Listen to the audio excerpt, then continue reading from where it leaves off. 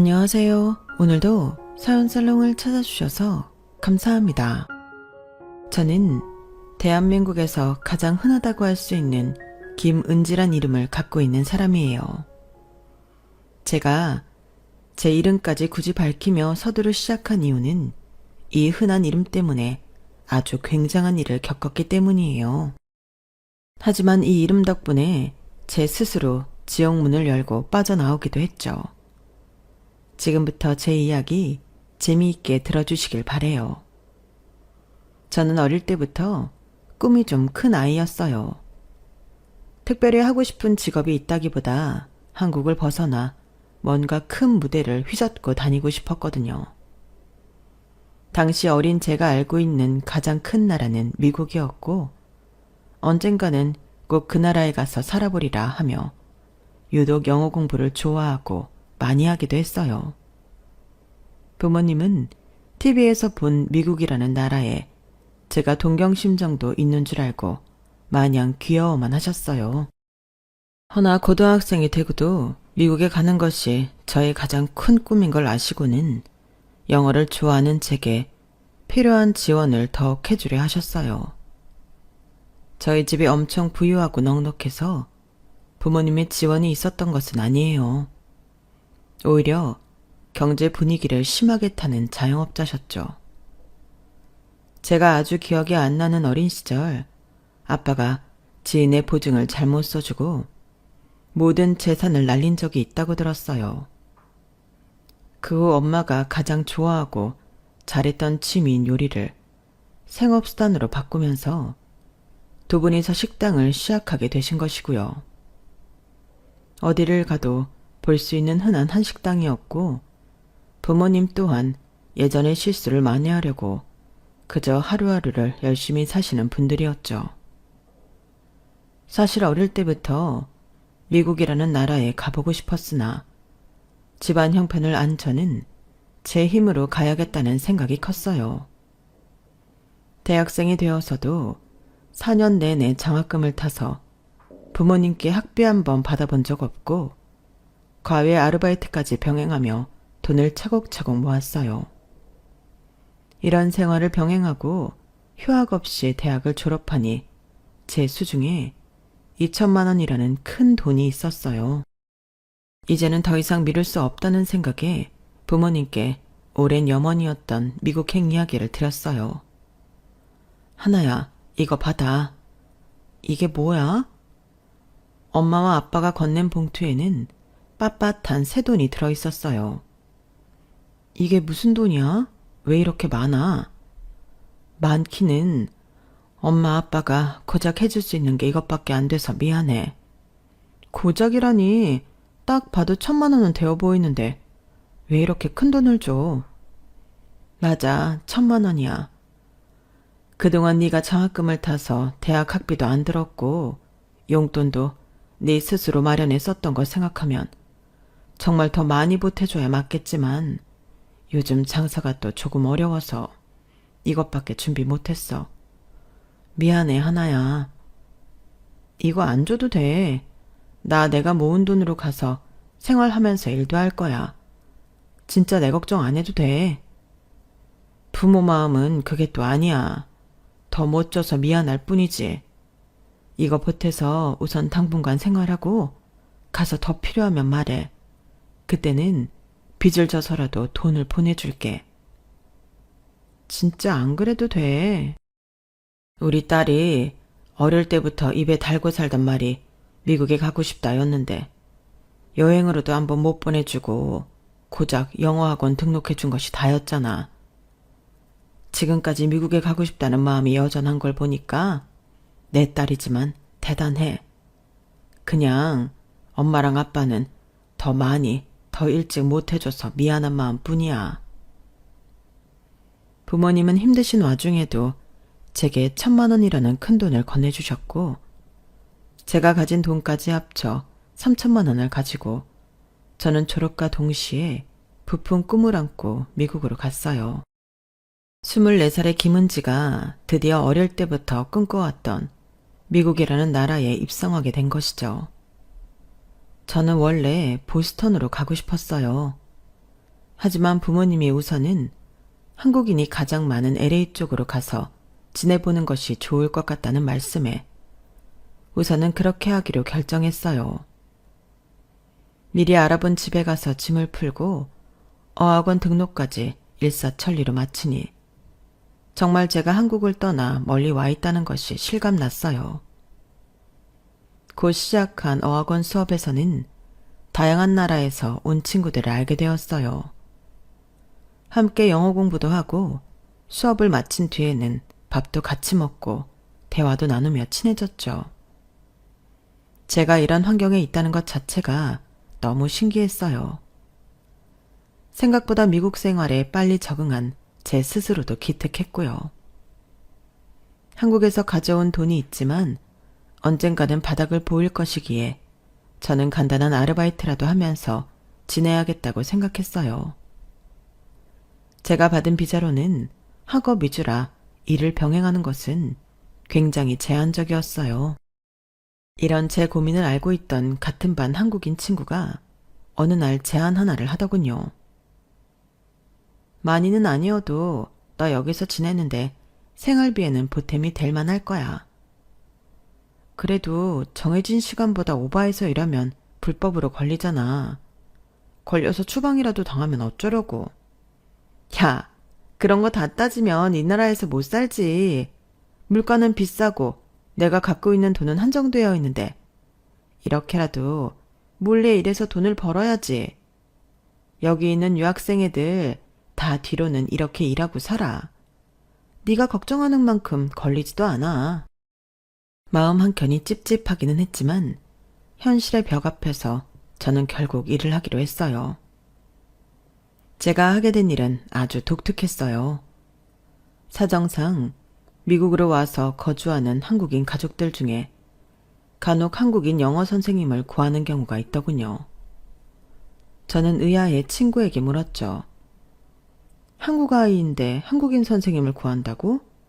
여기 미국에서? 왜? 바로 미국인 과외를 붙이면 좋은데 가끔 미국 온 지 얼마 안 됐으니까 너무 낯설고 무서워해서 오히려 영어가 안 나오는 애들이 있거든. 그런 애들을 한국어랑 영어를 섞어서 부드럽고 천천히 적응시키는 거지. 그렇구나. 그럼 그 애들이 나중에 적응 잘해서 미국인 선생님 붙으면 나는 일을 못하게 되는 거야? 걱정하지 마. 그런 선생을 찾는 부자 엄마들이 줄을 서서 기다려. 한국인이라고 아무나 데려오면 안 되잖아. 한국 학벌이랑 영어 시험 점수도 갖다 바쳐야 돼. 검증을 해야 되니까. 아, 나도 처음에 이해가 안 됐었는데 우리가 모르는 세계가 엄청 많더라고. 미국까지 와서 그렇게 고학년 선생들 과외를 붙이는 거 진짜 놀랍지 않아? 그런데 그런 사람이 한둘이 아니라 너같이 학벌 좋고 영어 잘하는 한국인이면 오히려 학생을 골라서 할 수도 있어. 페이도 올릴 수 있고. 나 영어 아주 잘하는 건 아닌데. 너 정도면 완전 잘하는 거지. 여기 애들 막 식당 같은 데서 일하면서 배운 영어랑 차원이 다르잖아. 그렇게 봐줘서 고마워. 그런데 너 이거 일하는 거 어디 가서 말하지 마. 왜? 왜기는 네 비자로 이렇게 일하는 건 안 되니까. 다들 알고도 쉬쉬하기는 하는데 가끔 배알 꼴린 인간들이 신고할지 누가 알아. 지네는 영어 안 돼서 어디 식당 보조 같은 일만 하고 그러니까. 샘도 나고 얄미우니까 신고할 수도 있지. 편하고 보수가 나쁘지는 않은데 막 떠들고 다닐 일은 아니라는 거지. 혹시 모르니까 한국 가서도 조심해. 조심해서 나쁠 거 없으니까. 알았어. 친구의 말을 듣고 저는 매우 놀랐어요. 어린 아이들이 두려움 없이 영어에 적응할 수 있게 미국에서 고학력 한국인 과외 선생님을 구한다니 너무 아이러니하고 이상했죠. 하지만 그들로 인해 제가 여기서 생활할 수 있는 여유 수입이 생긴다면 또 거절할 이유도 없었고요. 다행히 저는 5살부터 10살까지 다양한 아이들을 만나 가르쳤어요. 적응을 빨리 하는 아이들은 3개월 정도, 좀 더 시간이 필요한 아이들은 6개월 넘어서까지 같이 공부를 했죠. 제 어학원 공부도 할 수 있으면서 크게 피곤한 일도 아니라 저는 나름 만족해하며 거해를 했어요. 부자 엄마들이라 제가 잘하면 거해비도 넉넉히 줘서 나가는 생활비보다 벌리는 돈이 더 많을 때도 있었어요. 원래 LA에서는 어학원에 1년만 다니고 보스턴으로 넘어갈 계획이었는데 어쩌다 보니 과외 일을 하면서 3년이나 그곳에 머물게 되었어요.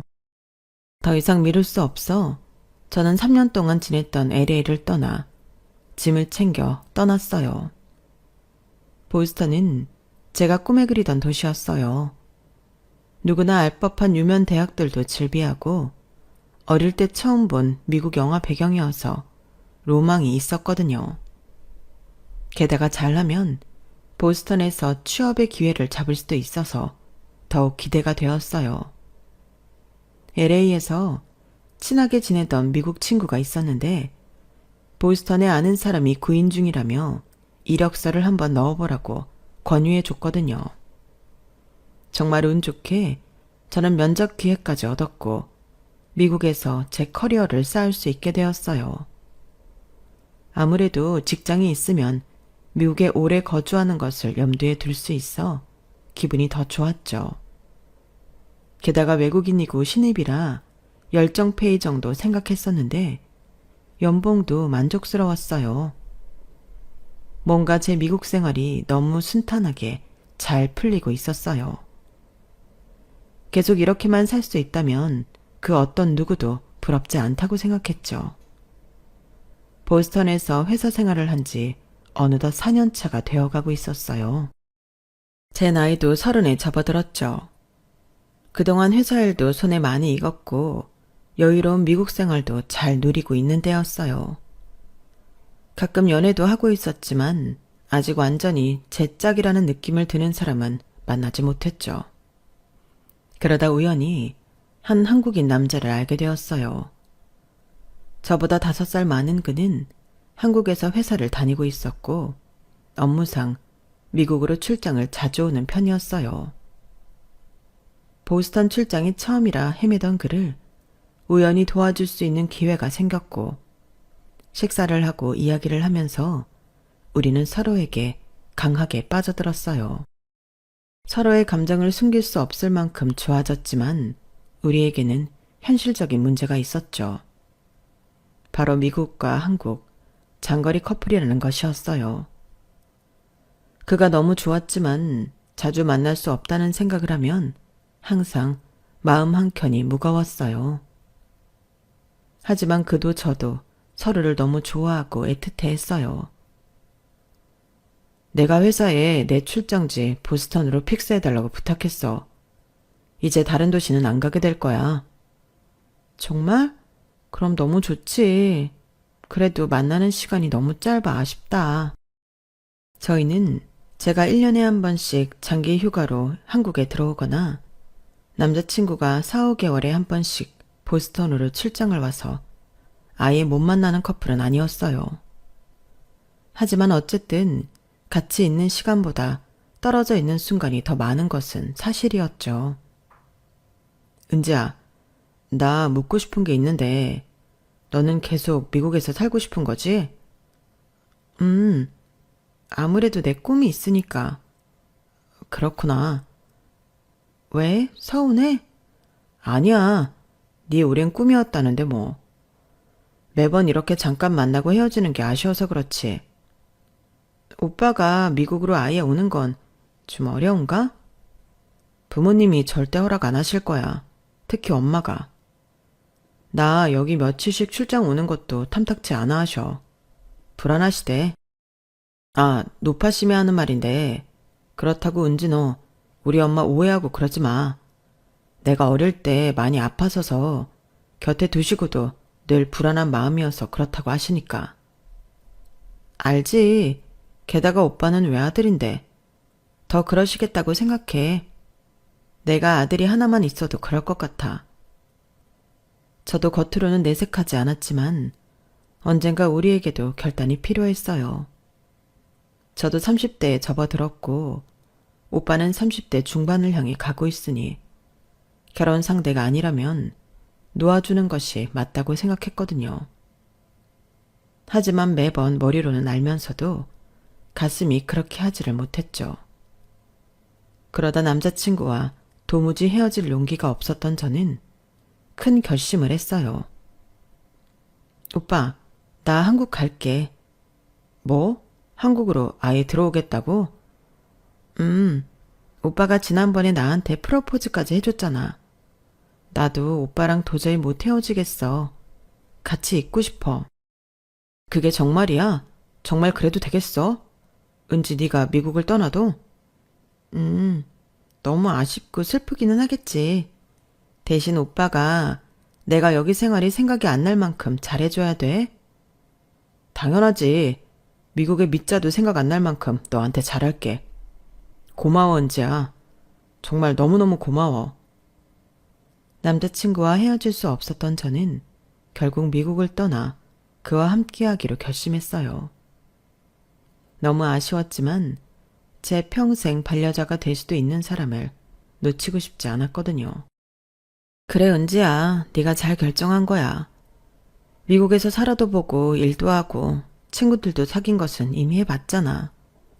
계속 미국에서 살 수 없다고 해서 네가 꿈을 못 이룬 것은 아니야.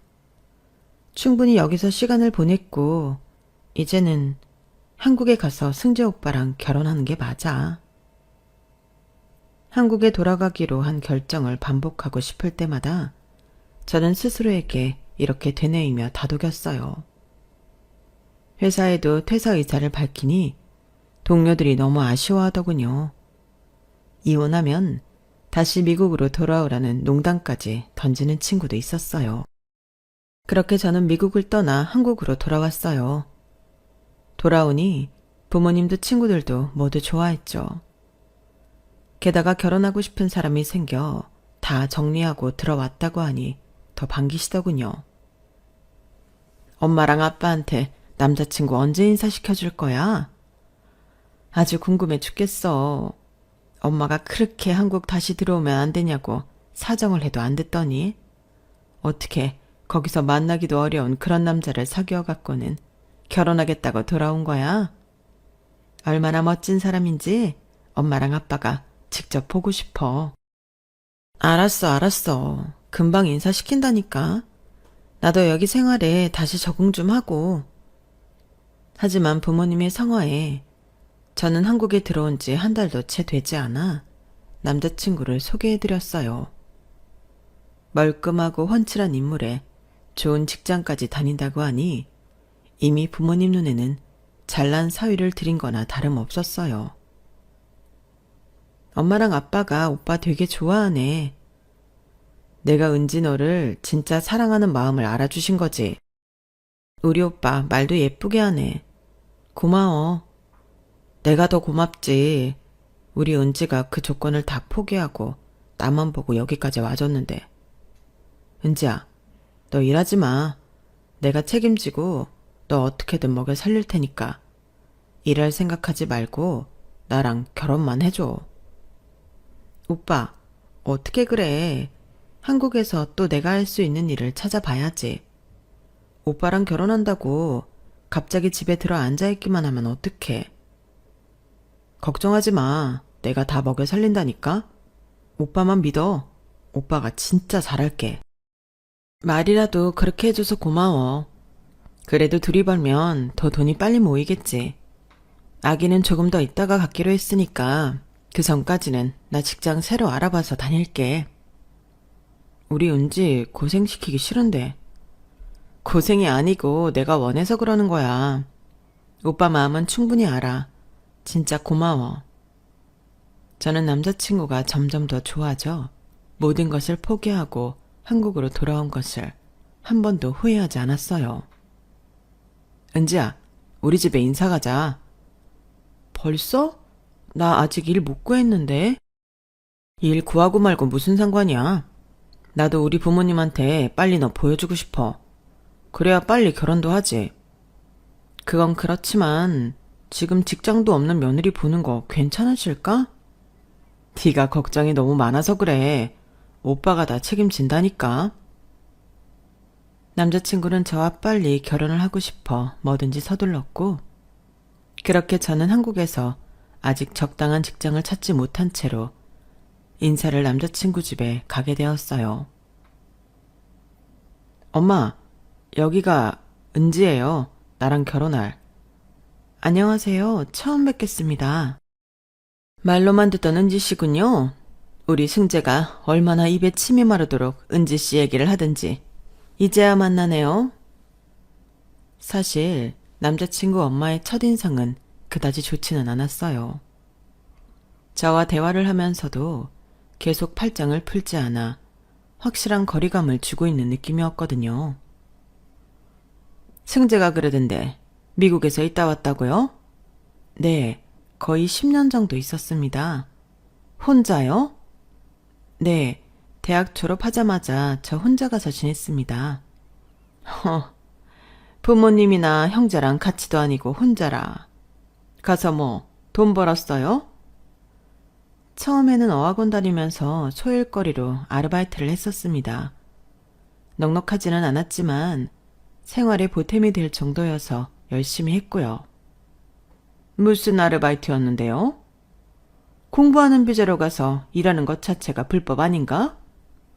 사실 약간 법이 허용하는 범위보다 조금 더 일한 건 사실이지만 생활비를 생각하면 아예 손 놓고 지낼 수만은 없었거든요. 한국 아이들이 미국 생활에 적응하기 전까지 도와주는 개인 과외를 해서 돈을 모았습니다. 한국 아이들을 개인 과외해주는 일이라 전혀 이해가 되지 않는데? 저도 처음에는 그랬는데 하다 보니 왜 저 같은 사람이 필요한지 알겠더라고요. 저희 미국 생활에 대해 질문을 하면 할수록 남자친구의 어머니는 묘한 표정을 짓는 것이 보였어요. 나도 뭐 외국을 안 다녀본 것은 아닌데 외국에서는 외국인이 아니라 한국인을 제일 조심해야 한다고 그러던데? 같은 한국인끼리 뒤통수 친다고. 아, 뭐 그런 케이스가 있을 수도 있겠네요. 제 주변에는 외국인 친구가 조금 더 많아서 잘 모르겠습니다. 알고 지낸 한국인들도 크게 나쁜 사람은 없었고요. 그 후로도 오빠 어머니의 끈질기고 기분 나쁜 신문이 계속되었어요. 그럼 뭐 LA? 거기서 살았겠네요. 처음에 3년 정도 LA에서 지내다 나중에 보스턴으로 건너가 직장 생활을 하던 중에 승재 오빠를 알게 되어서 여기까지 왔습니다. 엄마는 우리 은지 뭐 취조해? 내가 대충 얘기했잖아. 뭘 또 그렇게 꼬치꼬치 따지듯이 물어. 우리 은지 불편하게. 엄마가 그 정도도 못 물어보니? 외국에서 오래 살았다니까 그렇지. 거기서 뭘 하고 살았던, 어떻게 살았던 우리는 은지 씨 입으로 통해서밖에 모르잖니. 궁금하신 것 있으시면 마음껏 여쭤보세요. 저는 그날 오빠 집에서 거의 2~3시간에 걸쳐 제 미국 생활에 대해 떠들다 나와야 했어요. 그만큼 오빠 어머니는 사소한 것까지 제게 질문했거든요. 심지어 남자친구 앞에서 외국인 남자를 사귀어 본 적이 있느냐는 둥, 혼자 생활하는데 남자와 동거는 해본 적 있냐는 둥, 처음 만난 사이치고는 도를 넘는 질문이 끊임없이 이어지고는 했죠. 저는 급격히 피곤이 몰려왔어요. 이상하리만큼 제게 집요하게 묻는 느낌이 들었지만 외국에서 산 경험담이 그만큼 궁금하신가 보다 하고 그날의 만남을 별일 아닌 듯 넘겼어요. 그 뒤로 상견례는 아직 하지 않았지만 오빠의 성화에 저희는 벌써 식장부터 알아보고 다녔어요. 아무래도 코로나 이후로 결혼식장이 많이 폐업을 해서 빨리 예약을 하지 않으면 더 오래 기다려야 한대. 그래도 부모님들 상견례도 아직 안 하셨는데 우리가 마음대로 날짜를 정해도 되나? 부모님도 이해해 주실 거야. 우리 이따 웨딩 플래너 4시에 만나기로 했지? 4시. 우리 은지는 뭘 입어도 예쁘겠지만 제일 화려한 드레스랑 제일 좋은 웨딩 사진 찍어달라고 해야지. 아, 오빠도 참. 성격 급한 오빠가 밀어붙여 저희는 그날 바로 웨딩 플래너와 계약까지 마치고 선금까지 내게 되었어요. 우리 이제 뭐 남았지? 아, 허니문. 허니문 정해야지. 오빠 가고 싶은 데 있어? 나야 우리 은지랑 같이 가는 데면 어디든 좋지. 유럽 쪽 어때? 좋아. 말이 나온 김에 저희는 신혼집까지 알아보러 다녔고 마음에 드는 집을 계약하기로 결정한 전날이었어요. 이상하게 하루 종일 남자친구와 연락이 닿지를 않았어요. 문자도 보내고 부재중 전화도 여러 통 남겼지만 전혀 답이 없었죠. 결국 집 계약 당일까지 연락이 되지 않아 계약이 취소되고 저는 답답한 마음에 오빠 집까지 찾아가게 되었어요. 집 앞에서 하루 종일 기다린 끝에 터덜터덜 걸어오는 남자친구가 보였죠. 승재 오빠, 도대체 어떻게 된 거야? 왜 이렇게 연락이 안 돼? 우리 신혼집 계약하기로 한 거 잊었어? 계약 파기됐잖아. 도대체 말도 없이 왜 연락이 안 된 거야?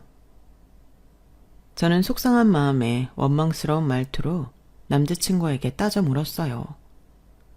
하지만 남자친구는 어떤 변명도 하지 않고 차가운 눈으로 저를 빤히 쳐다보기만 하더군요. 오빠, 왜 그래? 말 좀 해봐. 무슨 일이야? 나한테 뭐 화난 일 있어? 남자친구는 거칠게 제 손을 뿌리치고는 집 안으로 들어가 버렸어요. 저는 갑자기 돌변한 남자친구 앞에서 할 말을 잃었죠. 도대체 왜 저러는 거야? 뭐가 화가 났으면 뭐 때문이라고 말이라도 해줘야지. 완전히 눈빛이 변했어. 나를 보는 눈빛이 너무 차가워. 저는 밤새 울며 제가 잘못한 일이 뭐가 있을까를 생각해봤지만 연락이 끊기기 전날까지 다정하게 통화를 하다 잠든 기억밖에 나지를 않았어요. 저는 일주일 넘게 기다렸지만 그 후로도 그에게서는 먼저 연락이 오지 않더군요. 저는 다시 오빠 집 앞을 찾아갔고 드디어 만날 수 있게 되었어요. 우리 카페에 가서 이야기 좀 하자, 어? 너랑 할 이야기 없어. 뭐? 도대체 왜 이러는데? 갑자기 이렇게 변한 이유라도 알려줘야 하는 거 아니야? 난 지금 너무 답답해 죽을 것 같아. 답답해 죽겠는 건 바로 나야, 김은지. 너 때문에 우리 결혼 다 망했어. 알아듣게 좀 설명해봐. 내가 뭘 다 망쳤다는 거야? 그동안 나를 속이면서 재밌었니? 네 손에 놀아나는 것 같아서 웃겼어? 내가 오빠를 왜 속여? 무슨 말이야? 더 미국에서 있었던 일 왜 나한테 말 안 했어? 네가 뭘 하고 다녔는지, 어떻게 살았는지 최소한 나한테는 미리 말해줬어야지. 내 미국 생활은 오빠가 더 잘 알잖아. 이제 와서 그게 무슨 소리야. 나는 널 보스턴에서 만났지. LA에 있을 때 네가 어떻게 살았는지는 너를 통해 들었을 뿐이고. 그게 다인데 내가 뭘 더 얘기해? 어? 너 LA에서 했다는 개인 과잉이 뭐니? 그거 다 거짓말이잖아. 저는 너무 어이가 없었어요. 뭔 소리야. 개인 가해했던 걸 내가 왜 오빠한테 거짓말해. 진짜 한국 아이들 미국에서 적응하기 전까지 한국어 섞어가면서 영어 가르쳐주고 했다니까. 나랑 같이 공부했던 아이들 이름도 몇 명 오빠한테 얘기한 적 있잖아. 그게 애 이름인지 남자 이름인지 내가 어떻게 알아? 뭐? 남자 이름? 이제는 좀 솔직해져봐, 김은지. 도대체 뭘 자꾸 나한테 거짓말하지 말라는 거야? 너 미국에서 이상한 일 했잖아. 뭐? 무슨 일? 진짜 내 입으로 말을 꺼내기도 수치스럽다.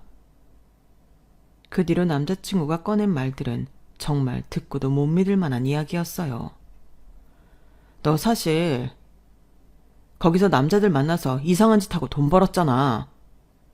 가끔 한국 여자들이 돈을 빨리 그리고 많이 벌려고 외국에서 질 나쁜 쪽으로 빠진다는 이야기를 듣기는 했지만 그게 내 여자친구 일일 줄은 정말 꿈에도 몰랐다. 질 나쁜? 내가 뭐 돈 받고 몸 팔고 했다는 소리야? 이제야 정확히 실토를 하시네. LA에서 너 엄청 유명했다며? 한인들 사이에서. 내가 남자들한테 성적으로 매매를 하고 다녔다고? 누가 그래? 어? 네가 했다는 개인 과외 다 그런 거 맞잖아. 쉬쉬하면 다 감춰질 줄 알았어? 미국에서 그런 더러운 짓 하고 모른 척하면 내가 영원히 모를 줄 알았어? 저는 남자친구와 이야기를 하면 할수록 더 미궁에 빠져들었어요. 도대체 어디서 무슨 말을 들었길래 제가 LA에서 저질적인 일을 하고 다녔다고 믿는 건지 알 수가 없었어요. 우리 엄마가 너 그때 집에 왔다 간 다음에 이미 네 뒷조사 다 해봤어. 발뺌하려고 해도 소용없어. LA에 살았던 24살 김은지. 온갖 추잡스러운 일은 다 하고 다녔던 거 맞잖아. 누구한테 무슨 소리를 들은 거야? 어머니는 어디서 뭘 들으셨길래? 얘기인즉슨 이 모든 것은 오빠네 어머니의 과한 의심이 초래한 일이었어요. 남자친구 어머니는 외국 여행은 다니면서도 외국에서 일정 시간 이상 거주한 한국인에 대해서는 아주 큰 반감이 있었던 사람이었어요.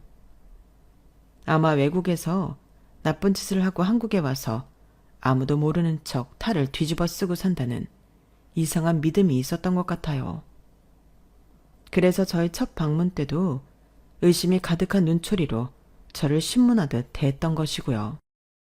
LA에서 사는 엄마 지인이 얼마 전에 한국에 잠깐 들어오셨대. 그래서 오랜만에 만나게 됐는데 그 한인 마을에서 예전에 물을 흐리고 다녔던 한 여자 이야기를 엄마한테 해주셨던 거고. 그게 왜 나라고 단정 짓는 건데? 이름, 나이, 사는 곳까지 다 똑같다잖아. 내가 이렇게까지 자세히 얘기하는데도 넌 계속 발뺌할 거야? 너무 억울해서 그런다. 그래서 그 여자 이름도 김은지, 나이도 24살. 그걸로 물 흐리고 다녔던 한국 여자애를 나로 확신한다는 게 말이 돼? 네 사진도 봤어, 그 엄마 지인이. 내 사진을? 그래, 그분이 김은지 너 맞다고 했대. 참, 나 어이가 없어서. 난 정말 억울하다고. 우연치고는 모든 것이 너무 다 딱 들어맞지 않아? 같은 시기에 그 넓고 많은 나라에 미국, 그것도 LA 한인타운. 이름이랑 나이까지 똑같은데 그 지인이 네 얼굴 보고는 맞다고 했으니 억울하다고 할 일은 아니지 않아? 우연일 수도 있잖아. 우연치고는 너무 딱 다 맞아떨어져. 오빠, 도대체 왜 이래? 정신 좀 차려봐. 정말 나 아니야. 난 애들 개인 과외 아르바이트 하면서 어학원 다니고 정말 성실하게 살았다고. 생각해보니 내가 무슨 한국 애들 개인 과외냐고 물었을 때도 넌 그냥 대충 흘려 말했어. 다한테 말할 수 없었겠지. 다 거짓말이니까. 개인 과외 이야기는 당시에 돈 많은 한국인들 사이에서 은연중에 있었던 일이고 크게 떠들지 않았던 것은 어쨌든 아주 합법적으로 한 일은 아니었어서 그랬던 거지. 혹시라도 걸리면 바로 미국에서 추방이니까. 여기는 지금 한국이야. 뭐 찔리는 게 있다고 나한테까지 자세하게 얘기 안 해주는 이유는 뭔데? 말했잖아. 돈은 벌었지만 막 자랑스러운 일은 아니었다고. 그리고 다 옛날에 끝난 일인데 지금 오빠한테 자세히 말해 뭐해. 안 그래? 아니, 넌 과거를 숨기니까 나한테 자세히 말하지 않았던 거야. 더러운 돈이니까 자랑스럽게 얘기 못했던 것이고. 남자친구 말을 듣고 있는 저는 미치고 팔짝 뛸 노릇이었어요. 제 이름은 미국뿐만 아니라 세계 어디를 가더라도 흔히 볼 수 있는 이름인데 연령대와 거주했던 시기가 비슷하다는 이유로 저를 그런 싸구려 여자로 보다니. 그 순간 다리에 힘이 풀리고 갑자기 이게 다 무슨 일인가 싶었어요. 그 여자가 LA에서 그 짓거리에서 돈 엄청 벌고 다른 도시로 튀었다고 하던데. 보스턴이라든가? 이래도 네가 아니야? 뭐? 말도 안 돼. 인정하기 싫겠지, 그게 너라는 걸. 영원한 비밀은 없는 법이야. 오빠, 이거 진짜 다 오해야. 나는 돈을 받으면서 그런 일을 한 적 정말 추워도 없어. 내가 미국에서 내 꿈을 이루려고 얼마나 열심히 살았는데 그렇게 남의 말만 듣고 매도해버릴 수가 있어.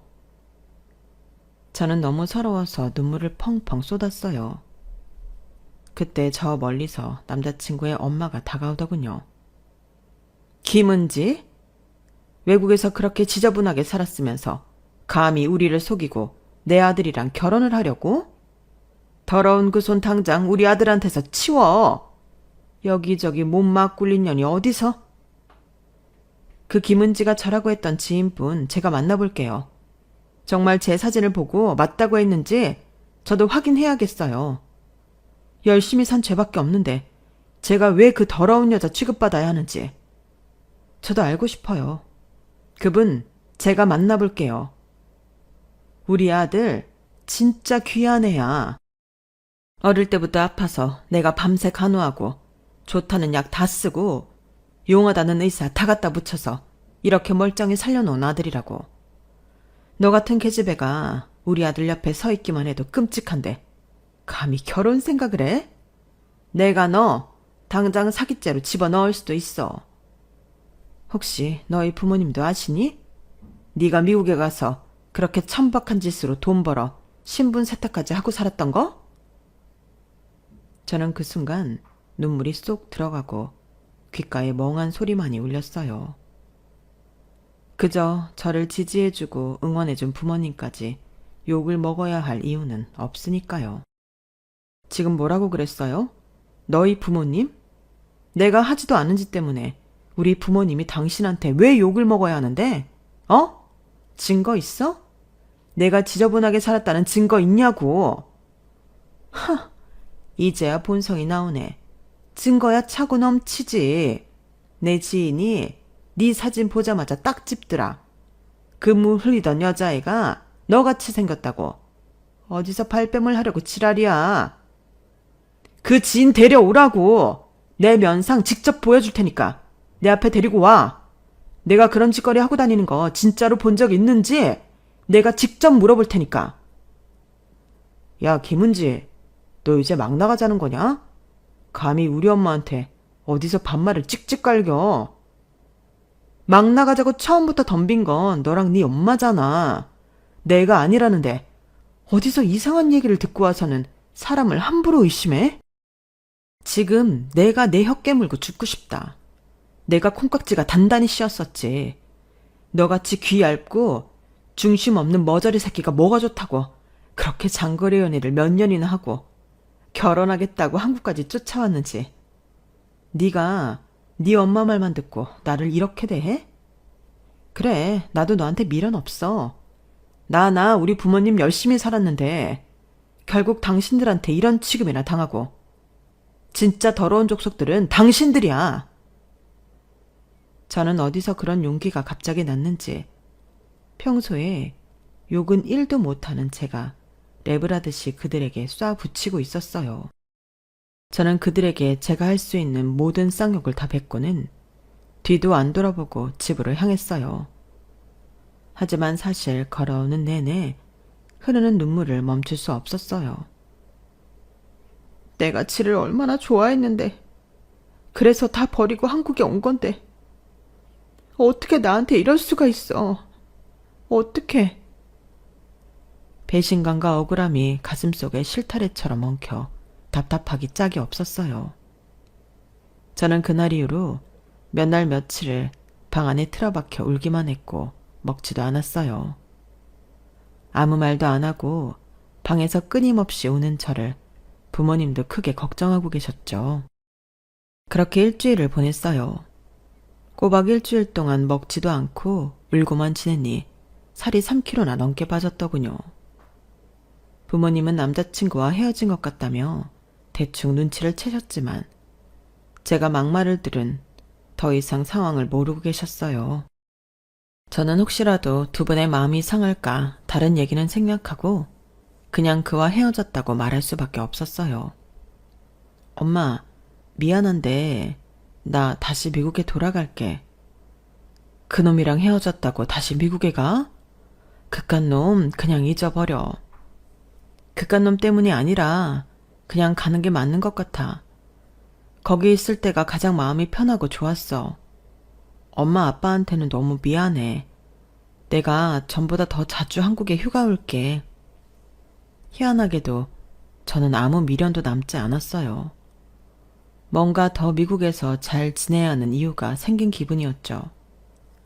출국 전 저는 이미 몇 군데 이력서를 낸 후였고 벌써 면접 요청을 받은 곳도 꽤 있었어요. 떠날 준비를 모두 마치고 다시 부모님과 헤어져 저는 미국으로 갔어요. 이곳저곳 면접을 보러 다니느라 한참 바쁜 와중에 전 남자친구에게서 갑자기 쉴 새 없이 연락이 빗발쳤어요. 처음에는 무시하고 안 받았지만 하도 귀찮게 연락이 와서 통화를 하게 되었죠. 은지야, 나야 승재. 알아. 무슨 일이야? 다시 미국 갔다고 들었어. 잘 지내? 거기 있을 이유가 없으니까. 한가하게 내 안부나 물으려고 이 멀리까지 이렇게 전화한 건 아닐 거고. 용건만 말해, 간단히. 은지야, 미안해. 내가 다 잘못했어. 한 번만 용서해줘. 다시 돌아와주라, 제발. 갑자기 이게 무슨 시츄에이션이야? 더러운 년이라며 네 엄마랑 합심해서 몰아세울 때는 언제고 이제 와서 갑자기 용서를 빌고 있어? 너 또라이니? 내가 진짜 미안해. 다 오해였어. 그 엄마 지인이 네 얼굴 안다는 것도 다 오해였어. 다른 사람이랑 착각한 거였어. 그 잘못된 정보가 나나 엄마한테 돌아왔던 거고. 제발 용서해줘. 어? 어이가 없고 기가 찼어요. 하지만 그 순간에 그에 대한 제 마음이 더 확실해졌어요. 그 정도였던 거야, 우리는. 남의 말에 상대방을 의심할 만큼. 딱 그 정도였던 사이야. 네 덕분에 잠깐 한국에 쉬러 다녀왔다고 생각할게. 좀 버라이어티하고 스펙타클하기는 했지만 너 덕분에, 아니 병신 같은 니네 모자 덕분에 난 쓰레기 분리수거 잘했다. 너희 그 잘난 지인한테 언제 한번 절이라도 올리러 찾아갈까봐. 은지야, 제발 그렇게 말하지 마. 내가 다 잘못했어. 용서해줘. 그렇게 밑도 끝도 없이 결혼 서두를 때부터 알아봤어. 잠깐이나마 너 같은 자식을 믿고 모든 결정을 한 내가 한심하다. 나보고 사기죄로 고소한다며. 해봐. 어디 한번 해봐. 결국은 다른 사람과 저를 동인이로 착각한 안면인식 장애가 있는 그들의 지인이 저를 구원한 셈이었어요. 처음부터 외국에 혼자 거주한다며 의심의 색안경을 끼고 저를 대했던 그의 어머니. 어리석게도 사랑하는 저보다 남의 말을 먼저 믿은 전 남자친구. 하지만 제 자신 스스로도 반성해야 했어요. 한순간의 어리석은 판단으로 나락에서 빠져나오지 못할 뻔했으니까요. 저는 미국에서 더 좋은 직장에 더 높은 연봉 조건으로 일을 시작하게 되었어요. 지금은 무슨 일이 있어도 저만 신뢰하고 사랑해주는 사람도 곁에 두었죠. 정말 흔하디 흔한 제 이름 하나로 뜻밖의 오해를 받고 그로 인해 이런 사건까지 있었다니 놀랍지 않나요? 지극히 평범하고 예쁘지 않다고 생각해 개명하고 싶었던 내 이름 김은지. 저는 지금 제 이름이 세상에서 제일 좋답니다. 저만큼 자기 이름을 좋아하는 사람도 없을걸요? 오늘은 집에 가서 사랑하는 사람의 이름을 다정하게 불러보는 시간을 가지는 건 어쩔까요? 제 이야기는 여기까지입니다. 들어주신 모든 분들의 앞날이 꽃길이기를 바랍니다. 여러분, 사연 댓글에 응원과 현명한 조언 부탁드려요. 좋아요와 구독은 저에게 큰 힘이 됩니다. 오늘도 좋은 일 가득하세요.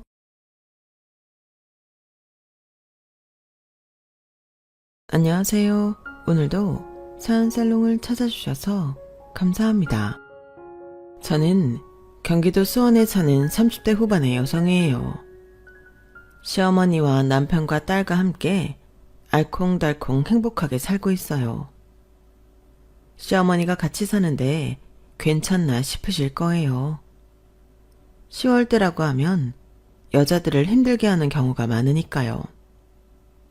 막 결혼했을 때에는 시어머니가 어려웠던 건 사실이에요. 시어머니가 좀 엄한 면이 있기도 했고요. 하지만 상식적인 분이라서 말도 안 되는 일을 시키거나 무리한 요구를 하신 적은 없었어요. 시간이 지나면서 자연스럽게 거리감이 좁혀지다 보니 생각했던 것보다 무서운 분도 아니셨고 오히려 상냥한 면도 있으셔서 조금씩 좋아하게 됐었네요. 남편도 자기 엄마가 부모님한테 반말도 못 쓰게 하고 예절 교육을 철저히 시키셨다더라고요.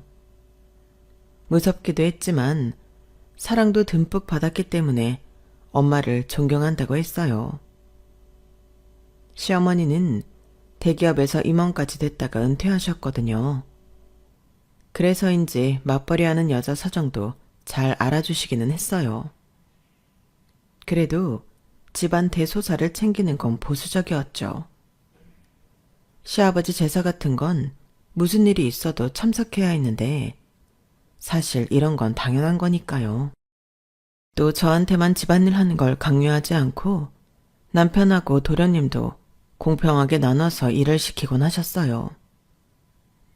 친정 부모님이 처음에는 남편 아버지가 중학생 때 돌아가시고 어머니와 남동생만 있다고 했을 때에는 좀 반대하셨거든요.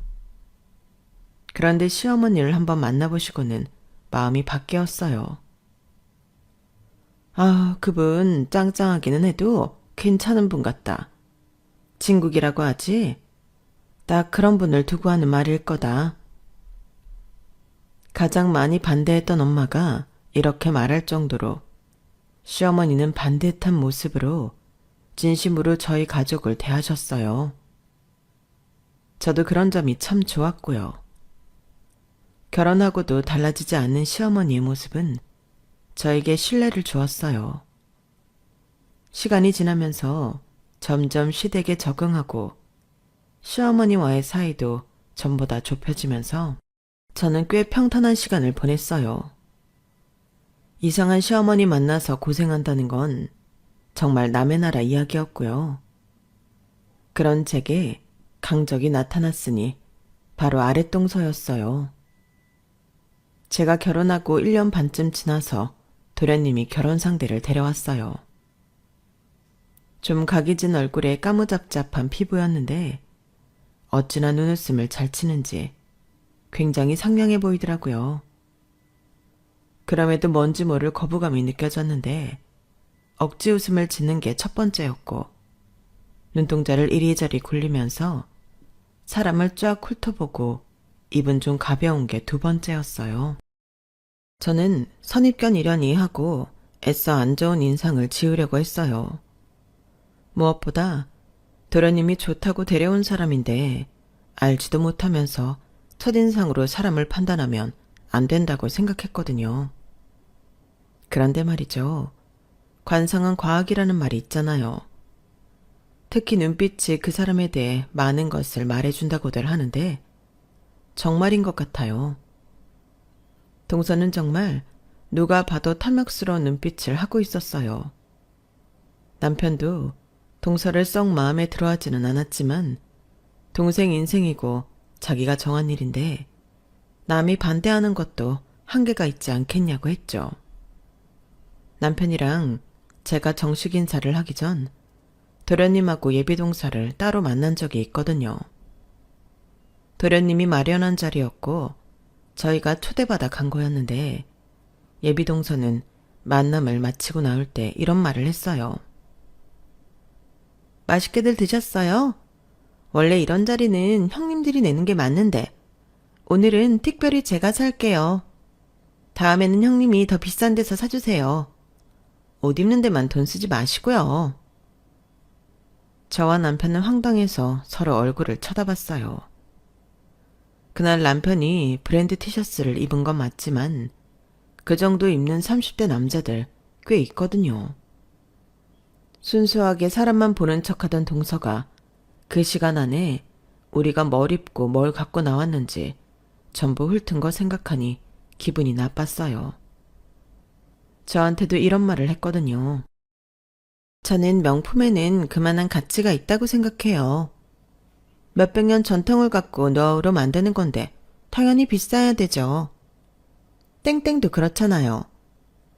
그런 건 아무나 든다고 가치가 있는 게 아니고 진짜 가지고 다닐 만한 사람이 갖고 다녀야죠.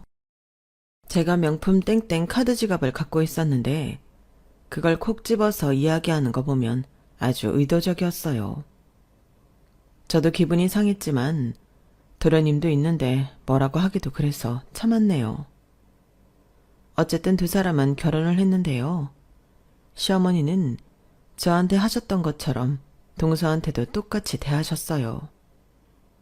물론 집안 제사나 행사는 꼭 와야 하는 것에 대해서는 강조를 하셨고요. 동서는 살랑살랑 웃으면서 꼭 참석하겠다고 잘하겠다고 했어요. 하지만 막상 시아버지 제삿날이 다가오자 동서의 태도는 돌변했어요. 처음에는 동서가 그러는 걸 몰랐어요.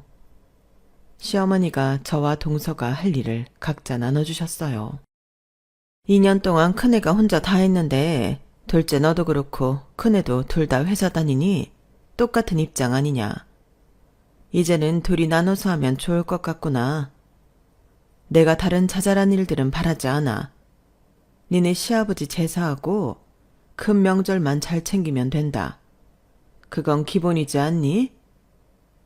시어머니는 나름 생각하셔서 저희를 동등하게 대해주신 거고 저는 그 말이 맞다고 생각해서 제가 맡은 음식을 하려고 반차를 내고 일찌감치 시댁에 가려고 준비 중이었어요. 그런데 저녁 6시쯤이었나요? 시댁 근처까지 왔는데 동서한테 전화가 왔어요.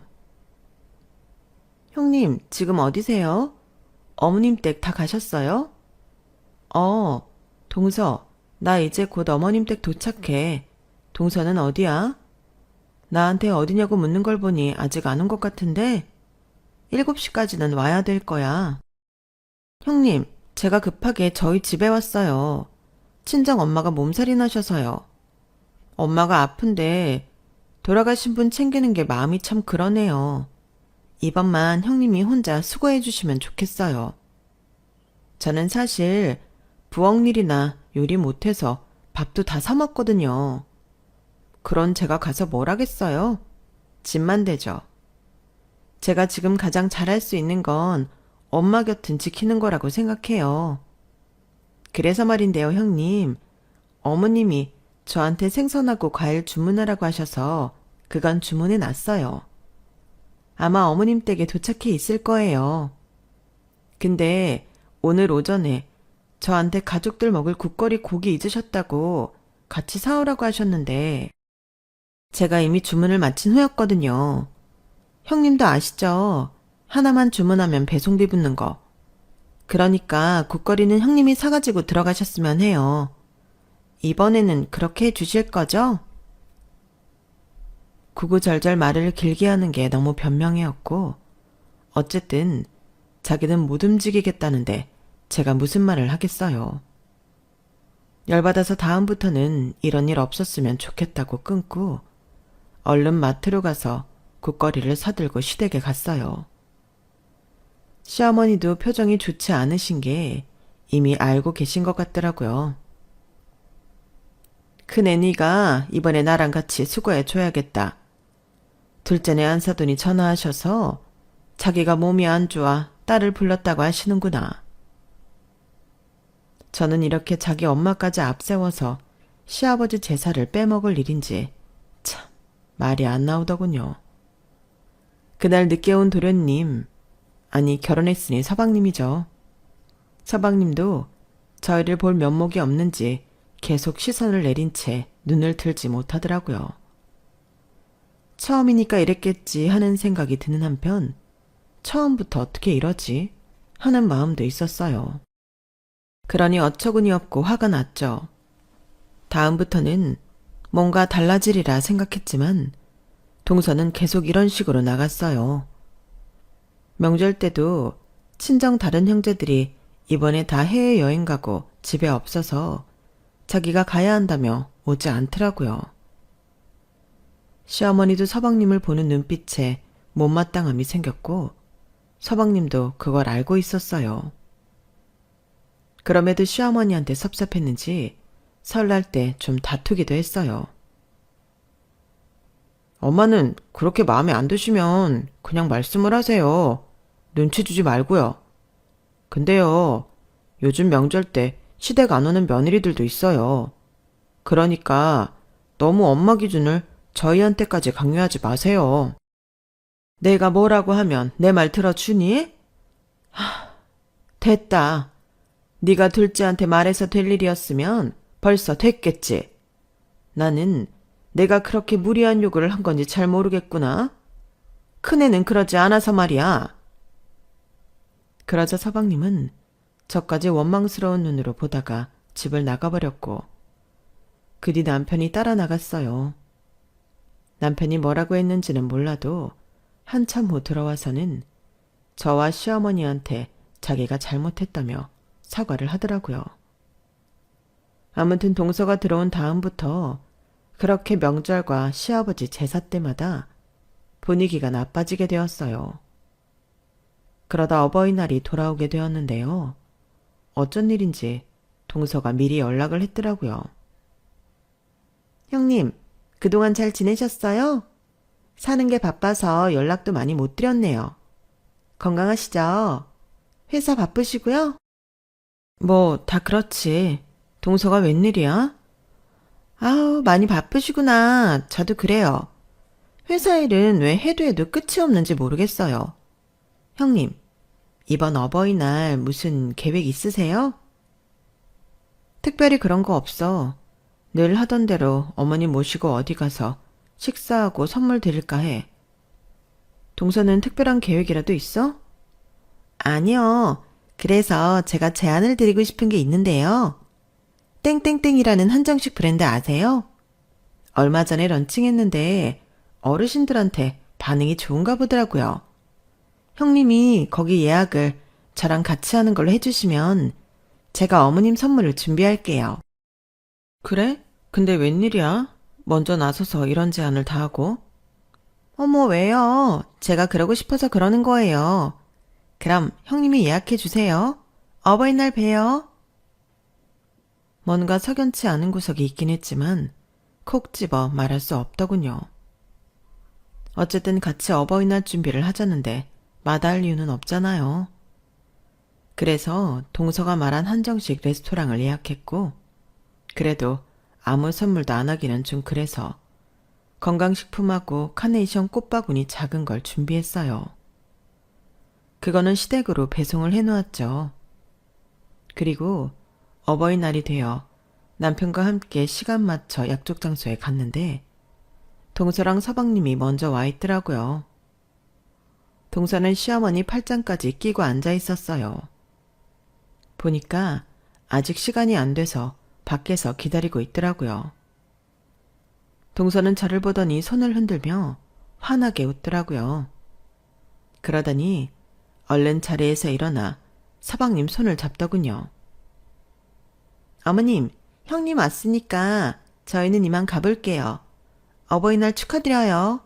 사랑해요, 어머님, 형님. 그럼 저희는 가볼게요. 뭐? 동서, 오늘 같이 식사 안 하는 거야? 네, 저희는 친정 가봐야죠. 저희 부모님도 부모님인데요. 나더러 동서 이름으로 같이 여기 예약하라고 했잖아. 네, 그랬죠. 제가 함께 한다는 뜻으로요. 제가 어머님 선물 준비한다고 했잖아요. 어머님 선물 드렸어요. 봐요, 이 목걸이. 너무 이쁘죠? 형님은 늘 하셨던 것처럼 같이 식사하시고 저는 선물 드리고 너무 공평하고 좋잖아요. 그럼 저희는 이만 가볼게요. 좋은 시간들 되세요. 그렇게 동서와 서방님이 가버렸고 저희는 어안이 벙벙해서 한동안 말이 없었어요. 동서가 해준 목걸이를 하고 있는 시어머니도 마찬가지였고요. 일단 저는 예약자 5명이 아니라 3명이라고 레스토랑에 양해를 구했고 저희 순서에 들어가서 식사를 했어요. 식사는 나쁘지 않았어요. 맛도 괜찮았고요. 하지만 분위기는 그다지 좋지 않았죠. 그런데 식사가 끝날 무렵에 시어머니가 이러시더라고요. 큰애야, 내가 너 결혼하고 나서 우리 집 기울이나 꼭 지켜야 할 것 말해줬잖니? 물론 나도 둘째한테 이야기했다. 그런데 너는 둘째한테 그런 말 한 적 있니? 갑작스러운 질문에 당황스러웠지만 저는 침착하게 대답했어요. 아니요, 어머니. 저는 말한 적 없는 것 같네요. 어머니가 말씀하시니까 저까지 하는 건 좀 오바 같아서요. 너나 둘째나 어째 입만 열면 다들 변명이냐? 너 둘째하고 얼마나 통화하니? 회사 일 바쁘다고 별로 한 적 없지? 아, 저희가 아직은 그럴 사이가 아닌 것 같아서요. 쟤 곧 있으면 결혼 1주년이다. 너는 3년이고. 그럼 네가 집안의 어른으로 나를 신경 쓰지 않게 네가 둘째를 가르쳐야겠다는 생각은 안 해봤어? 시어머니가 저를 책하시자 남편이 얼른 끼어들었어요. 엄마, 무슨 뜻인지는 알겠는데요. 이 사람이 그러기에는 무리가 있잖아요. 같은 며느리 입장이고요. 엄마도 재수씨 성격 알 텐데. 서장이한테 뭐라고 하실 일 아니잖아요. 너까지 네 마누라 편만 들 거야? 내가 이런 말 하는 게 잘못이야? 아니에요, 어머니. 잘못 아니에요. 말씀하실 수 있죠.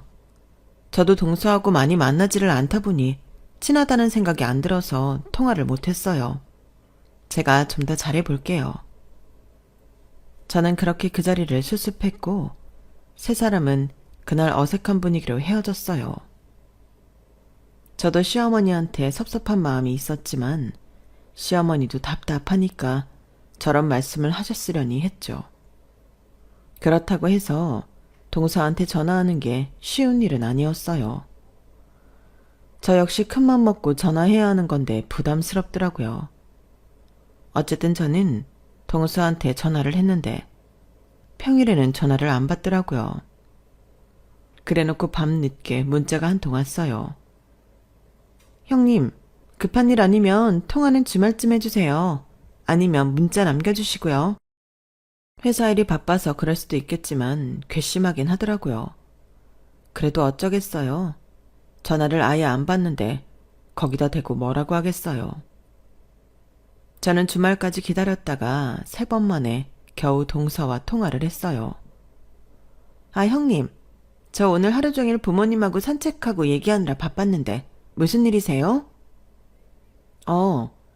나도 바쁜데 동서랑 통화가 안 돼서 계속 걸게 됐네. 바쁘시면 나중에 말씀하셔도 되는데 뭐하러 전화하셨어요? 그래도 우리가 동서지간이니까 좀 더 친해져 보려고 노력하는 거야. 그리고 동서도 시어머니 말씀 들어서 알겠지만 시댁에서는 중요하게 생각하는 게 있잖아.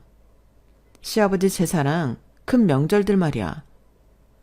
나도 처음에는 적응하기 어려웠지만 이제는 괜찮더라고. 동서도 불편한 점이 있더라도 함께하면 좋겠어. 어머, 형님, 제가 언제 함께 안 했다고 이러세요? 동서가 제대로 참석한 적이 없는데. 형님, 저는 그게 참석한 거예요. 다 양해 말씀 구하고 괜찮다고 해서 친정 온 거잖아요. 그리고 이런 말씀을 형님한테 듣는 건 좀 그래요. 어머님이 하셔야 되는 거 아닌가요? 나는 같은 동서지간끼리니까 할 수 있는 말이라고 생각했어. 아, 저 군기 잡으시겠다는 거예요? 예, 알겠어요. 이게 무슨 군기를 잡는 거야? 솔직히 우리가 동서 매번 빠지는 게 좋아서 괜찮다고 하겠어? 늘 친정 부모님 얘기하면서 막판에 빠지니까 어쩔 수 없이 받아들이는 거지. 나도 친정 중요하고 친정 챙기는 거 좋아해. 그래도 다음에는 함께하는 일은 같이 하면 좋겠네. 할 말 했으니 이만 끊을게. 친정 부모님하고 바쁘다니까 말이야. 기분이 상한 채 전화를 끊었는데 밤늦게 시어머니한테서 전화가 왔어요. 예, 너 둘째한테 뭐라고 말했길래 걔가 나한테 울며 불며 전화를 하냐? 하실 말씀이 있으시면 직접 하셨으면 좋겠다 그러는데 너는 회사에서 팀장까지 한다는 애가 그렇게 설득력이 없어서 되겠니? 큰애 너는 책임감 있게 잘 설득할 줄 알았는데 좀 실망이구나. 시어머니한테 이런 억지스러운 말을 들으니 저야말로 실망이었지만 저는 아무 말도 하지 않았어요. 시어머니도 당황하셨던 거겠죠. 그걸 모르는 바는 아니었지만 저도 속상했어요. 네, 죄송합니다. 설득을 못하겠네요. 그러니 앞으로는 말을 삼가하도록 할게요. 너는 뭘 또 그렇게까지 말하니? 알았다. 다 내 잘못이야. 시어머니는 그렇게 일방적으로 전화를 끊으셨고 저도 남편도 시어머니와의 사이가 잠시 동안 어색해졌어요. 물론 안부 전화도 하고 서로가 챙길 거는 챙겼지만 어쩐지 전처럼 서로에게 다정할 수는 없었어요. 그렇게 몇 달 정도 시간이 흘렀는데 어느 날인가 안부 전화를 하는데 시어머니가 전화도 안 받고 문자도 안 보시더라고요. 아무리 늦어도 그날 중에는 답을 하는 분이었는데 무슨 일이 생긴 것 같은 기분이 들었어요.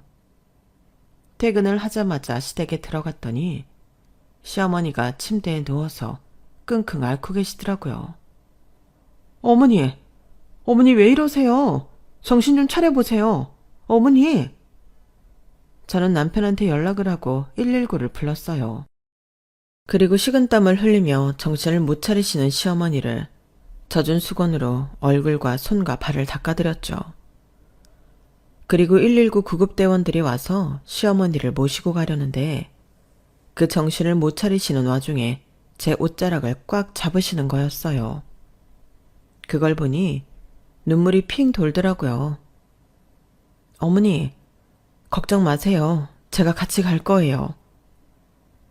제 말에 시어머니는 겨우 제 옷을 놓으셨고 그때 막 도착한 남편과 함께 저도 119가 가는 병원으로 따라서 갔어요. 응급실 간호사는 저한테 시어머니가 어떤 상태였는지 자세하게 묻더라고요. 저는 제가 본 것을 될 수 있는 한 상세히 말했고 간호사는 그걸 의사한테 전했어요. 그러더니 몇 가지 검사를 해야 한다면서 동의서를 받더라고요. 시어머니는 혈액검사에 복부 촬영 등 여러 검사를 했고 의사는 위암이라는 말을 전했어요. 지금 얼른 수술로 떼어내고 항암 치료를 받는 게 좋을 것 같습니다. 저와 남편은 뜻밖의 말에 머리를 한 대 맞은 것만 같았어요. 평소 건강을 잘 챙기시고 술, 담배도 안 하시는 분이 위암에 걸렸다니 충격이었어요. 남편은 의사와 상의해서 수술 날짜를 잡고 서방님한테도 이 사실을 알렸어요. 시어머니는 6인실에 입원해서 다음날 수술을 기다리게 되었죠. 저는 회사에 휴가를 내고 밤새 시어머니 옆을 지켰어요. 그러다가 새벽 무렵에 깜빡 잠이 들었는데 일어나 보니 날이 밝았더라고요. 제 어깨에는 얇은 이불이 걸쳐져 있었어요. 제가 시어머니 병실 이불 아래에 깔아드리려고 가져온 거였어요. 깜짝 놀라 보니까 시어머니가 침대에서 저를 가만히 쳐다보고 계시더라고요. 큰애야, 나한테 섭섭했지? 미안하다. 힘없는 목소리로 말씀하시는 시어머니를 보니 괜히 눈물이 나더라고요. 아니에요. 그럴 수도 있죠. 이런 일 저런 일 겪으며 서로 친해지는 거잖아요. 그러니까 어머니, 얼른 건강해지셔야 돼요. 건강해질 수 있대요. 요즘은 수술도 잘하고 약도 좋아서 다 잘 낫는데요. 약한 마음 가지시면 안 돼요. 아셨죠? 제 말에 시어머니는 희미한 미소를 지으며 고개만 끄덕이셨어요. 그리고 시어머니 수술할 시간이 다가오는데 동서는 보이지 않더라고요. 서방님은 뭔가 문자를 계속 주고받고 있는 것 같았고요. 의사와 간호사들이 오기 전 시어머니가 물으셨어요. 진호야, 둘째는 오늘 못 오냐? 아, 네, 그게요. 실은 장인어른 장모님하고 여행을 가서 빨리 오라고 했는데 뜻대로 안 되나 봐요. 엄마 미안해요. 저도 남편도 아무 말하지 않았지만 화가 잔뜩 나 있었고 서방님은 저희 눈치만 보고 있었어요. 수술 받으러 들어가시는 시어머니 앞에서 큰 소리를 낼 수 없어 참은 거지. 정말 서방님이 제 동생이었으면 가만 안 놔뒀을 거예요. 동서는 끝내 수술 시간 동안 오지 않았어요. 수술이 끝난 후에도요. 수술은 깨끗하게 잘 됐어요. 생각했던 것보다 예후가 좋아서 항암 치료 이후를 기대해봐도 좋을 것 같습니다. 의사가 그렇게 말하니 저희도 마음이 놓여 불행 중 다행이라 생각하며 기뻐했어요. 그 말을 시어머니도 들었고요. 의사가 나가고 난 후에 시어머니가 저희한테 이렇게 말씀하셨어요. 진우랑 첫째, 나 괜찮다고 둘째네 말하지 마라. 그냥 전에 의사가 말했던 대로만 전해. 네? 어머니, 그게 무슨 말씀이세요? 어머니 수술 잘 된 거 알려야죠. 아니야, 내가 생각이 있어서 그래. 그러니까 아무 말 말고 가만히 있어. 저와 남편은 어리둥절했지만 일단 시어머니가 시키는 대로 하기로 했어요. 서방님한테도 수술 경과에 대해 그냥 수술이 끝났다고만 했고 예후가 좋다는 말 같은 건 하지 않았어요. 그렇게 4일이 지나 시어머니가 퇴원하는 날이 되었어요. 제가 퇴원 수속을 다 밟고 시어머니를 도와 치장을 시켜드리고 짐 정리를 다 마치고 나왔더니 그제야 동서한테서 전화가 오더라고요. 형님, 제가 지금 병원 주차장에 와 있어요. 이쪽으로 오시면 돼요. 저는 전화를 끊고 난 후 시어머니한테 여쭤봤어요. 어머니, 둘째한테 전화가 왔는데 지금 주차장이라고 자기한테 오라네요. 어떻게 갈까요? 그래? 그럼 가보자. 여기까지 왔다는데 안 가기도 그렇잖니? 저는 시어머니를 휠체어에 태워 1층까지 내려간 후 주차장 쪽으로 나왔어요. 그러자 동서가 차를 몰고 현관 앞으로 오더라고요. 어머니, 여기 타세요. 고생하셨어요. 여전히 생글거리는 얼굴로 여우같이 말하는데 어찌나 얄밉던지요. 그래도 시어머니 태워서 가겠다는데 뭐라고 할 수 있나요? 제가 뒷자리에 시어머니 먼저 태우고 짐가방을 넣은 후 타려는데 동서가 저를 막더라고요. 형님, 저 지금 바로 저희 집으로 가려고 해요. 뭐? 동선의 집으로 간다고? 네, 제가 그동안 어머니 못 돌봐드렸잖아요. 형님 수고하셨어요. 지금부터는 제가 할 테니까 형님은 집에 가서 쉬세요. 그래? 어머니, 동선에 가는 거 괜찮으세요? 잠깐 있다가 집에 가지 뭐. 아니에요, 어머니. 어머니 나을 때까지 제가 돌봐드릴게요. 형님, 그럼 출발할게요. 다른 차들이 뒤에 대기하고 있잖아요. 먼저 갈게요. 그러더니 동서는 쌩하니 차를 몰고 병원을 빠져나갔어요. 뭔가 꺼림칙하기는 했지만 동서가 돌보기로 했다니 그래도 양심은 있나 보다 하고 집으로 돌아왔네요. 그동안의 긴장이 풀려서인지 온몸이 안 아픈 데가 없어 약을 먹고 한잠 자다가 깼는데 서방님이랑 남편이 와 있더라고요. 두 사람이 맥주 한잔을 하면서 이야기를 하는데 서방님 하는 말이 좀 이상했어요. 엄마가 저 정도로 안 좋으실 줄 몰랐어. 어떻게 우리를 잘 못 알아보시지? 암 수술 받고 이럴 수도 있나? 그래? 나도 그런 건 잘 모르겠다. 어차피 병원 갈 거니까 그때 물어봐야겠네. 제가 두 사람한테 도대체 무슨 말을 하는 거냐며 따지려고 거실로 나왔는데 남편이 저를 보더니 눈을 막 찡긋거리는 거였어요. 뭔가 신호인 것 같아 저는 그냥 입을 다물었죠. 서방님은 저를 보자 자리에서 일어나 인사를 하더라고요. 형수님, 그동안 고생하셨어요. 저도 안숙이도 잘 못 챙기는 거 형수님이 다 하셨잖아요. 엄마 상태가 저렇게 안 좋은데 정말 감사해요. 아니에요. 이제 나아지실 거예요. 그럴까요? 안숙이 말로는 상태가 너무 안 좋아 보이신다는데요. 여보, 진우씨, 서방님 무슨 말을 하시는 거야? 엄마가 가끔 우리 잘 몰라봤잖아. 근데 지금 뭐 재수씨도 진우도 전혀 못 알아보시나 봐. 무슨 얘기하는지도 잘 모르신대. 남편은 또 나한테 눈을 꿈쩍거렸고 저는 그제야 이게 뭔가 있구나 싶어 그러냐며 맞장구를 치고 넘어갔네요. 서방님이 집에 돌아가고 난 후에야 남편이 말해줬어요. 엄마가 그러시더라고. 자기가 둘째네 못 알아보는 척을 할 테니까 그런 줄 알라고. 문자 보내고 삭제할 거니까 기억하고 있으라고 하셨어. 뭔가 생각이 있으신 것 같아. 시어머니는 둘째네 버릇을 고치려고 하시는 것 같았지만 저는 좀 불안했어요.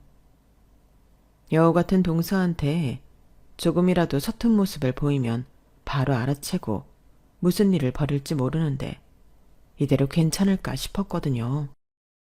일주일 내내 회사에서 일을 하면서도 머릿속에서는 동선에 있는 시어머니 생각으로 가득했어요. 오늘이라도 시어머니가 쇼했다며 동서한테서 난리치는 연락이 오는 건 아닌지 싶었죠. 시어머니한테 괜찮으신지 별일 없으신지 문자도 보냈지만 시어머니는 확인만 할 뿐 답이 없으시더라고요. 결국 저는 잘 계신 건지 제가 보기 위해 직접 찾아가기로 했어요. 그냥 연락 없이 무작정 한번 가보기로 한 거죠.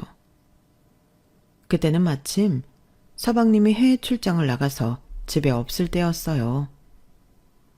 주말까지 기다렸다가 가려던 저는 갑자기 오늘 얼른 가봐야겠다는 마음이 들어 퇴근길에 시어머니 드실 만한 과일과 죽을 사들고 급하게 찾아가기로 했네요. 물론 아무한테도 알리지 않고요.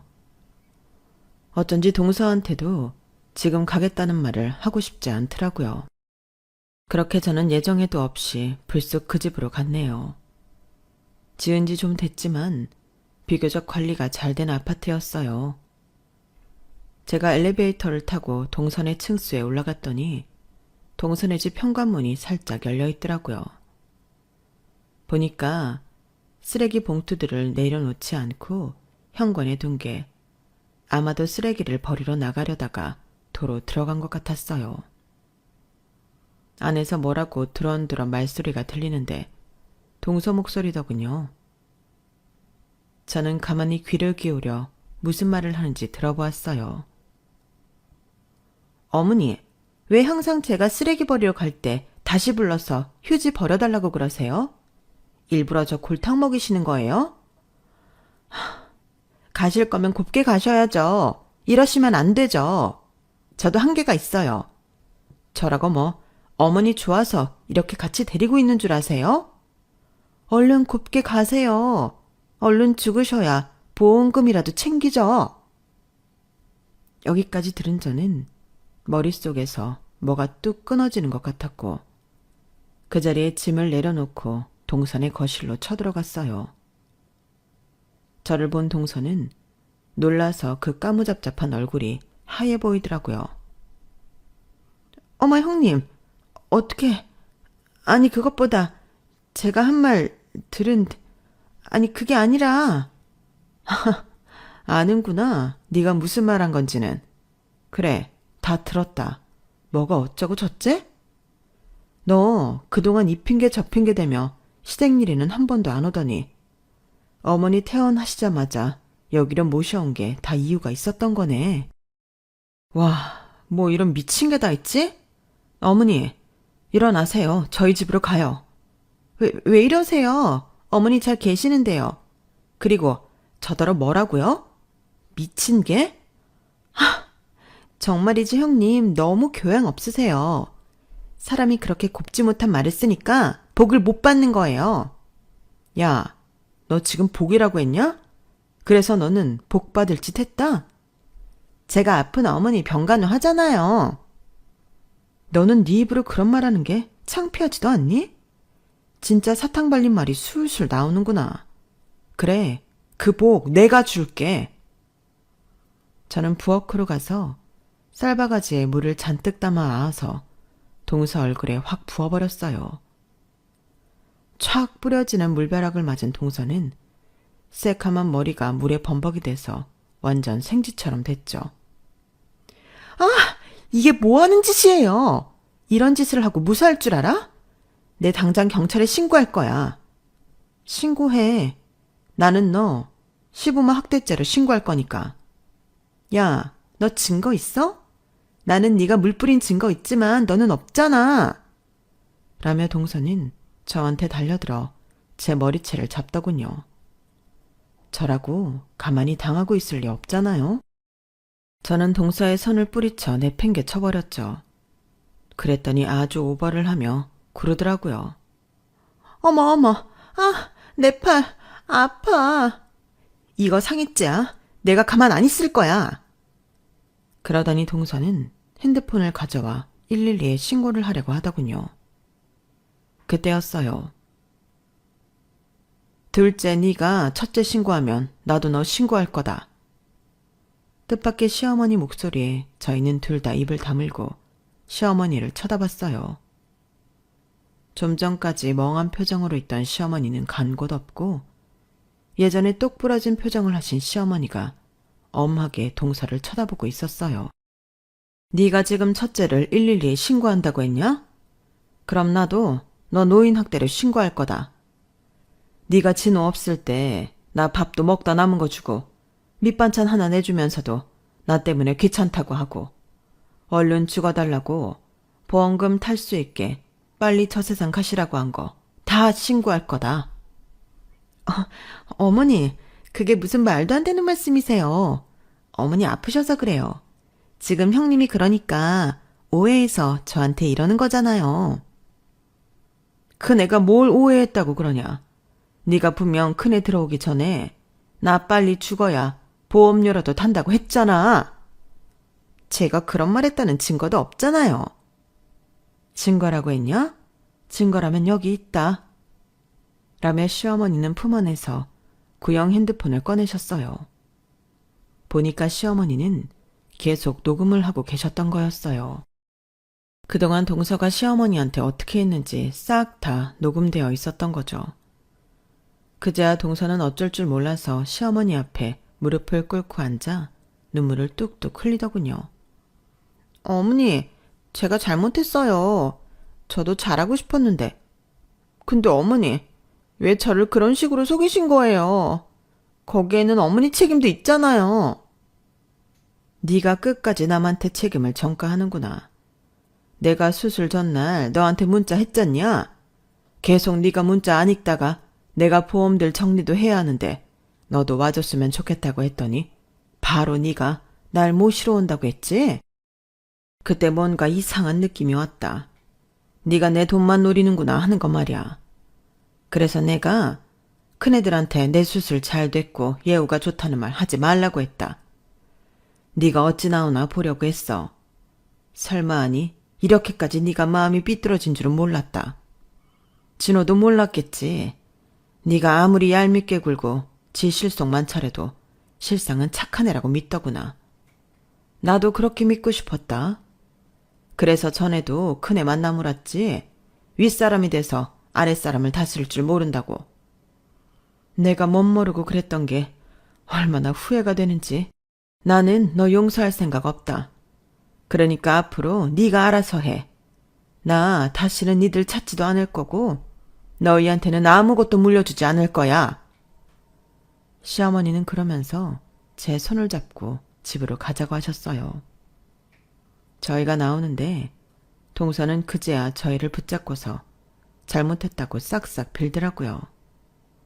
어머니, 제가 잘못했어요. 정말 잘못했어요. 이번 일만큼은 진호 씨한테 말하지 마세요. 네? 제발 부탁드려요. 한 번만 용서해 주세요. 동서, 그게 어떻게 진정으로 용서를 비는 자세야? 동서 솔직히 말해봐. 서방님 직업이 변호사가 아니었어도 서방님하고 결혼했어? 그렇게 서방님 알까봐 전전긍긍했겠냐고. 동서는 변호사의 아내라는 타이틀이 지키고 싶은 거잖아. 난 모르겠어. 그게 그렇게 중요한지. 근데 이 일은 서방님도 아셔야 할 것 같아. 네, 사실 서방님은 직업이 변호사였어요. 공부만 하느라 연애도 안 해봐서 참 순수했고 집안도 안 따지고 사람 만난 거였는데 그런 점을 아주 잘 이용해서 동서 같은 사람한테 엮였던 거죠. 저와 시어머니는 울며 불며 매달리는 동서를 매몰차게 내치고 집으로 돌아왔어요. 시어머니는 제 손을 잡고 이렇게 말씀하셨어요. 네가 나한테 해준 거 나 못 잊을 거다. 내가 말년에 복이 많아서 너 같은 며느리를 만났구나. 저도 어머님 만난 게 복이죠. 어머니, 앞으로 건강할 생각만 하세요. 그리고 출장에서 돌아온 서방님은 모든 걸 알게 됐고 자기 아내가 엄마가 죽기만을 바랐다는 걸 알고 난 후 큰 충격을 받았어요. 그렇게 별거를 시작한 서방님은 얼마 안 돼서 이혼 소송을 시작했죠. 저는 그 사이 시어머니 항암 치료 받는 걸 따라다니며 전부 수발을 들었고 남편과 의논 끝에 같이 살기로 결정을 했어요. 그렇게 함께 살고 1년 후 저는 아이를 가졌고 예쁜 딸아이를 낳았네요. 시어머니는 건강해지셔서 제 딸아이를 친정 엄마보다 더 잘 돌봐주시며 함께하고 계세요.